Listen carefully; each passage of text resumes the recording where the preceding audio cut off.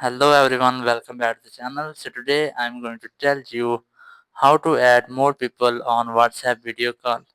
If you are doing a WhatsApp video call and now you want to add more people on your call, so let's see how can you do it. First, you have to open your WhatsApp app and here you have to select the person which you want to call.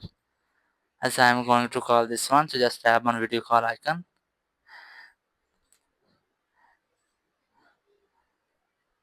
and here you have a plus icon in the top right corner of the screen.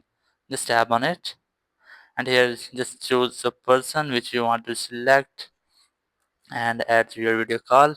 So I'm going to choose this one, so just tap on it and here you can see I have successfully made a video call with 2 or more persons. So that's how you can add more person to your video call. Thank you very much for watching the video. Until next video, bye bye.